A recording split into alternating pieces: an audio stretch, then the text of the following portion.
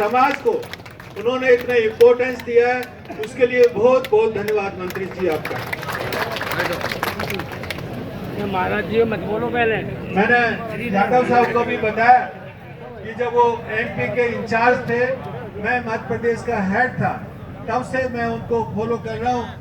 उनका सबसे अच्छा जो इमेज है जेंटलमैन का, कोई कंट्रोवर्सी नहीं, हमेशा इंटेलेक्चुअल्स, यूएनओ में भी गया, उसके लिए बहुत सारी आपको ताली बजानी पड़ेगी।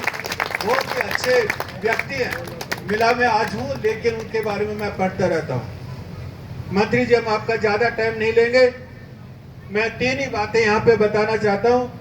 एक, कि हमारे जो अलवर में कम से कम 12 से 15 हज़ार जो वोटर्स है, हमारे 34-35 गांव है यहाँ पे, लेकिन हमारा कोई भी हॉस्टल नहीं है। तो हमारा ये रिक्वेस्ट है कि हमारी जो कमेटी है, देशराज जी के नेतृत्व में, लक्ष्मीनारायण जी के नेतृत्व में जो कमेटी हमारी बनाई है, कलेक्टर साहब को उन्होंने पूरा लेटर दे दिया है, फॉर्मेलिटीज पूरी कर दी है। आपसे रिक्वेस्ट ये है कि जो हॉस्टल की जमीन मिले वो या तो निःशुल्क हो, या फिर जो नॉमिनल प्राइस है 5% के ऊपर जमीन मिले। जमीन मिल जाए तो हॉस्टल हम लोग बना लेंगे। ये हमारी आपसे रिक्वेस्ट है अलवर की तरफ से, क्योंकि मैं भी अलवर का हूँ, कोलीला गांव का हूँ, जहाँ आपकी चुनावी सभाएं होती रहती हैं, और सभी समाज के लोगों को ये आपसे अपेक्षा है। दूसरी बात मैं बताना चाहता हूँ कि हमने राष्ट्रीय पशुपालक संघ बनाया हुआ है, क्योंकि मैं वही बात कर रहा हूँ जो आपके डिपार्टमेंट से संबंधित है। अभी ऊंटों की जो संख्या है वो तेजी से कम हो रही है।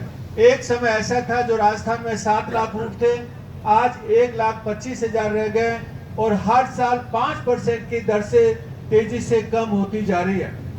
तो फॉरेस्ट के लिए, क्योंकि उनको चरने की जगह नहीं है, तो हमारा एक प्रपोजल था, राजस्थान के पशुपालक जो मंत्री है जोराराम कुमावत, उनसे भी हमने मिले, उनको भी दिया है प्रपोजल कि एक कैमल सेंचुरी राजस्थान में बनाई जानी चाहिए, ऊंट के लिए सेंचुरी बनाई जानी चाहिए, जहां पे ऊंट पालकों को एक चराने का स्थान हो।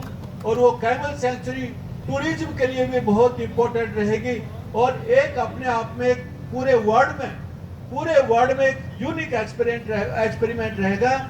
इसलिए हम आपसे रिक्वेस्ट करते हैं कि कैमल सेंचुरी राजस्थान के लिए आप प्रयास कीजिए। दूसरा हमारा रिक्वेस्ट ये है, हमारे आज लंबरदार आए हुए हैं मध्य प्रदेश से भेड़ पालक, तो राजस्थान से जब मध्य प्रदेश भेड़ पालक जाते हैं, छत्तीसगढ़ जाते हैं, उस वक्त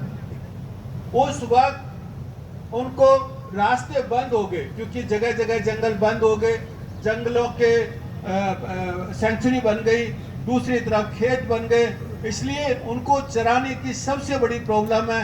आज रोड के पास चरा रहे हैं तो बहुत सारे एक्सीडेंट हो रहे हैं। तो हमारी आपसे रिक्वेस्ट है, अभी हमारे लंबरदार ने आपको लेटर भी दिया कि उनको एक डिस्ट्रिक्ट से दूसरे डिस्ट्रिक्ट में जाने के लिए, एक स्टेट से दूसरे स्टेट में जाने के लिए परमिट दिया जाना चाहिए, और उस परमिट में कोई भी समय सीमा नहीं रखनी चाहिए।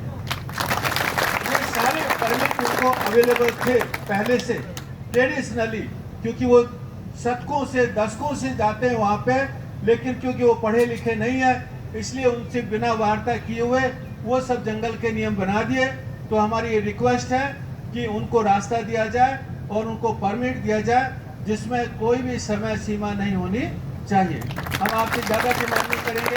ये 3 ही हमारे इश्यू है जो आपके डिपार्टमेंट से रिलेटेड है, और जैसे आपने कहा, मैं आपसे पर्सनली भी आके और इश्यू जो ये डिटेल में डिस्कस कर लेंगे, क्योंकि आज सभा है इसलिए डिटेल में नहीं बता सकते। जो भी इश्यू हमारे होंगे इस तरह के, हम आपसे डिटेल में डिस्कशन करेंगे, और ये वार्ता से ही हमारा समाधान निकलेगा। बहुत बहुत धन्यवाद फिर से मंत्री जी को, बहुत बहुत धन्यवाद कि इतने बिजी शेड्यूल में उन्होंने हमारे लिए समय निकाला और यहाँ पे पधारे। बहुत बहुत धन्यवाद।